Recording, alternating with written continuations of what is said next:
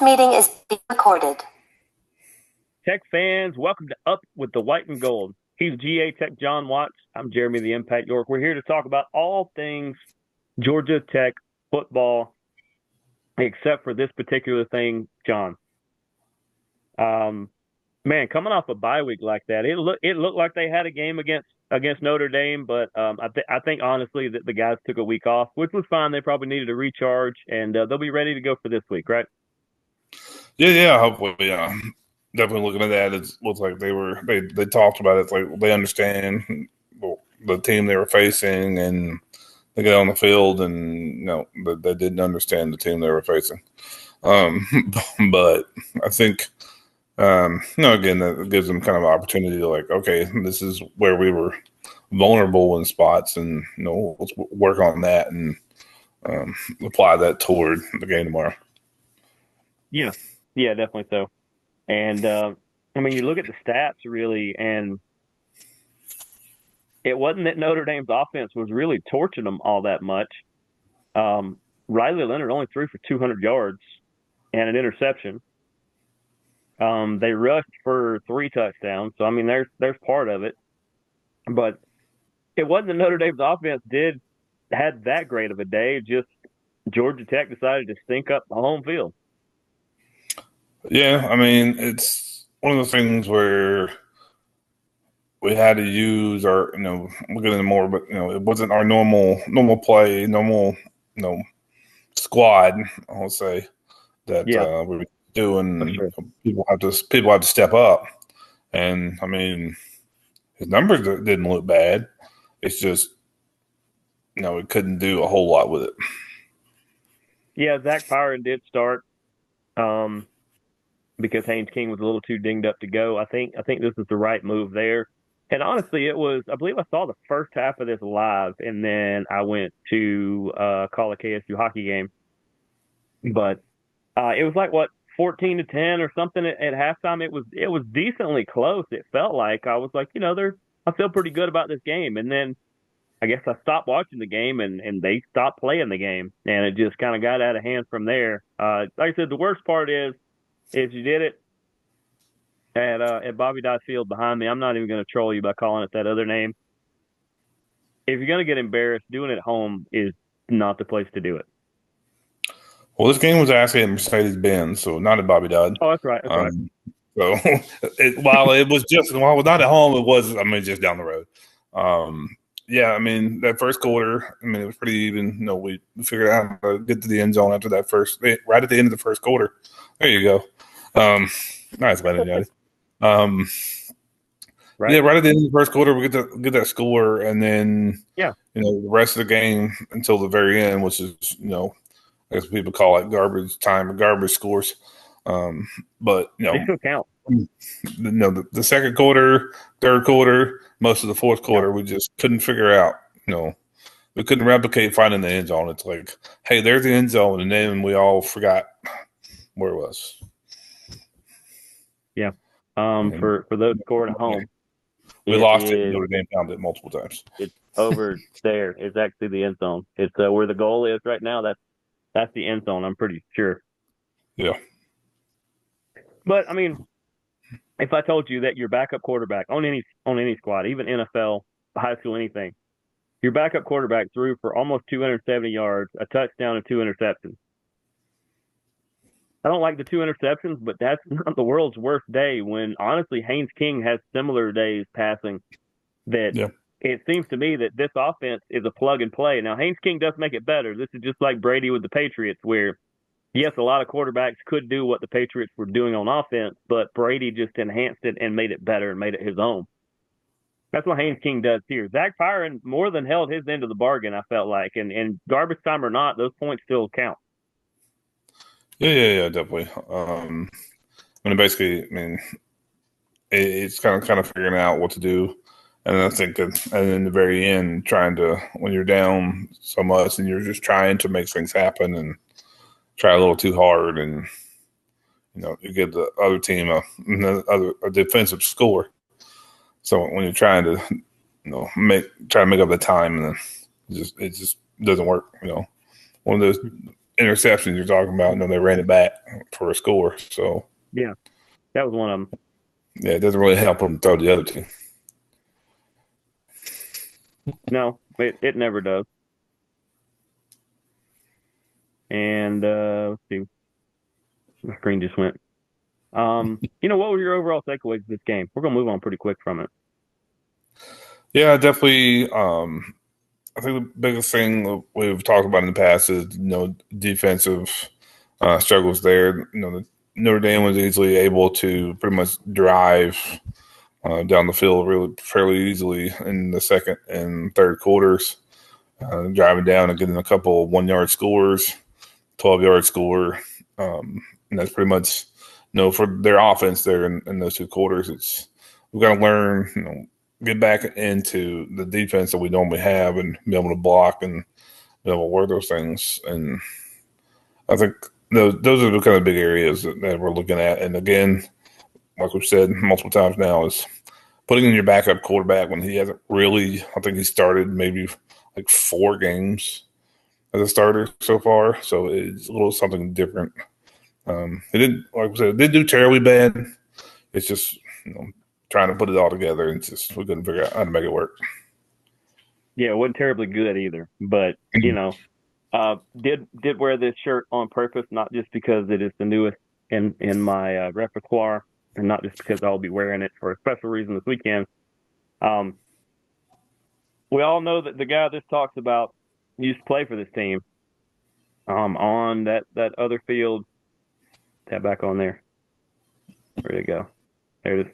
On that field, that's his field. I don't care what Cody Rhodes says. And this means a lot of different things to him. But I'll tell you right now, this means on the come up, which is an old school saying. Our dads probably said it. My dad said it a lot. On the come up means kind of what's coming up. It's on the verge. Like this, the crest of the wave that I think Tech is riding. I think they're ahead of schedule. I think even with a couple bad performances where when the talent level is just above them or the team is just above them, they don't quite measure up in a competition level the way they should. The games they've lost this year are against better teams, or vastly better teams. Not because they beat some good teams too, but I think on the come up describes them because they're on the verge of really doing some special things. They're still just a win or two away from being bowl eligible. I think you try to get to the best bowl you can at this point because I think you're out of the ACC running. Yeah, you try to do that. You try to get a really good bowl. You try to be on national television. You try to show out and do really well there. And next year you pick up where you left off. Yeah, definitely. Like we've talked about before, I mean, including the bowl game last year. Had 7 wins. Currently sitting at 5-3. 2 more wins in the regular season, and we tied that. So I mean, anything. 1 more win in the matches last year, so at least made the same kind of progress. That we did. 2 wins, and there was progress. Mm-hmm. 7 regular season wins is a progress for us, and we understand that. I mean, coming from years of 3 wins every year. I mean, Jeff Collins' entire career with us had 10 wins, and within less than 2 years, Brent's already beat that. So he's got his 12 wins with the bowl game. So definitely. Yeah. So I think there's definitely room there. Going down the stretch of we got some teams that we match up similar, and then teams that are looking to be in that 12 game race. Yeah. So yeah.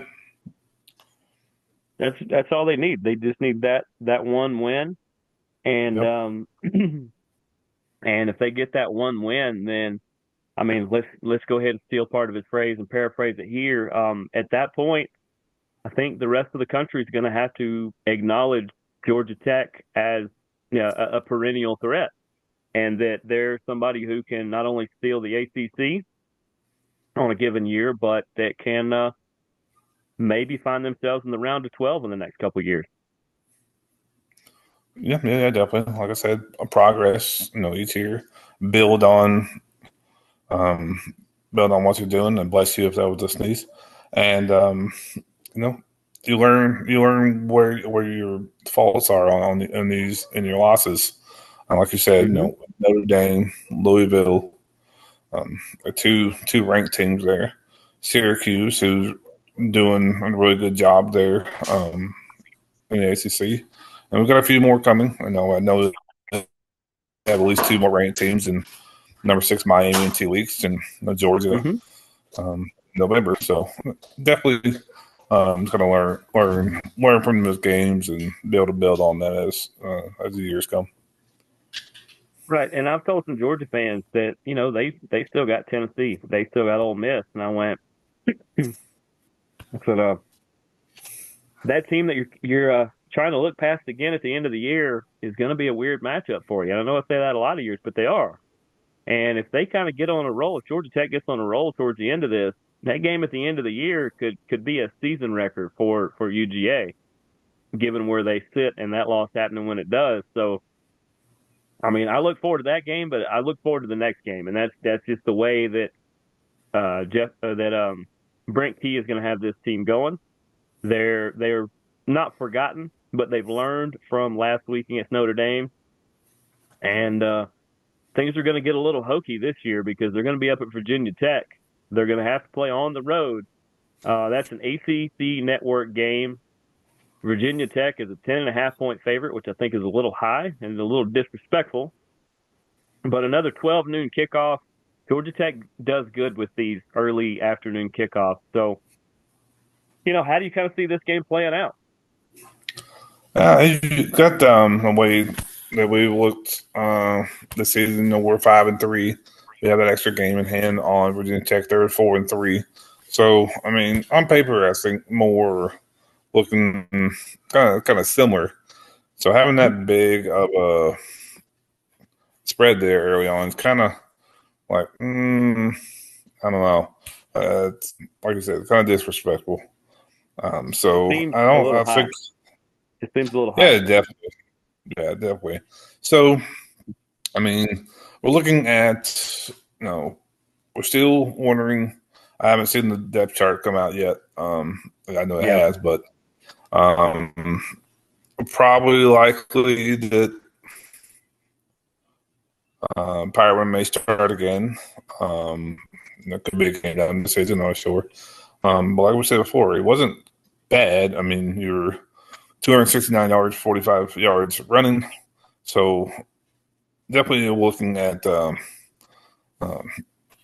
looking at the running game again. I think if we can grind it out. Um, so I think um, I think we definitely if we can get that going, then we should um, do all right with this one. According to this, King is listed as day to day, which means it's pretty much coin Okay. flip as to what's going to happen between now and tomorrow. Um, Right. Jamal Haynes, by the way, second in the ACC in rushing touchdowns with 8, 9 total touchdowns. Yeah. He's second in both of those. He has 551 yards, which is eighth best in the league, and he's averaging 95.2 yards per game. And he scored at least one touchdown rushing or receiving in 7 of the 8 games. So even if Haynes King doesn't make it for this one, I think you got to rely on Jamal Haynes coming out of the back in order to kind of reestablish what Tech football is. Yeah, I definitely agree there. It's really something we've been using a lot this year, um, getting that game kind of going. And when you have, if Pyron starts again, then we're definitely looking at someone who doesn't have a lot of game experience there in the quarterback. Yeah. While he we kind of we've kind of compared as Pyron. You've got someone who is good on his legs and it's okay on the arm. So I mean, he has that run game. Mm-hmm. Whereas King is more, he can throw better and then set up that run game. Mm-hmm. So it's kind of different, kind of what we're looking at there. So definitely, Look at him and get that running game going because you know Virginia Tech defense, not good on third down, and we find ourselves kind of there a lot. So, Yeah. I'm able to work through that, especially if it's third and short, um, third and kind of medium. You can definitely use that running game to move down the field. Here's some fun facts about this one. I'm going to credit ESPN with these because that's where I'm currently looking. The visiting team has won 7 of the past 8 meetings in the series, with Georgia Tech having won 4 consecutive games at Virginia Tech. That's interesting. The Yellow Jackets are averaging 244.2 rushing yards in their 5 victories. So if they rush for over 200, I feel real good about where this is going. Now, Zach Pyron's not going to put up a lot by himself, even though he had 45 this week and was the leading rusher. That was part of your problem. You had no run game. Their running back, Right. Tutton, I think it's Tutton, has scored at least 1 touchdown in 9 consecutive games. His touchdown runs of 61 and 83 yards against Boston College was the first time a Hokie player has registered 2 touchdown runs of 60 plus in the same game, which is interesting because Michael Vick went there. And 9 of the last 14 games between these two teams have been decided by 7 points or less. So that's why I say 10.5, take the under. 7 points or less in basically the last decade and a half that these two teams have played each other. Yeah, yeah. I mean, a decade and a half, and you think now it's going to change? No, it's not. It's. I guess technically, there is that chance, but I don't see that. It's definitely, I think, will be close. All right, so let's decide on a few things, and then we'll figure out the keys and we'll give our pick. Do you think Haynes King plays in this game? No, Yeah, I have a I feeling think he that. doesn't either. Well, being day to day, you say day to day. I think we still want to rest him a little bit. We can use him down the road, or if it gets better and we make a bowl game, we can use him in a bowl game. But no, I think Pyron starts again. Yeah, I agree because it's nothing personal with Virginia Tech, but you've got Miami, NC State, and Georgia next. I want Haynes King for those 3 games. I will sacrifice Virginia Tech if you give me Miami, NC State, and Georgia. That's when I want him. And that person, Zach Pyron, he might do a great job too. But that's when I want my star quarterback is the 3 biggest games you're going to have this year. Yep. So let's go.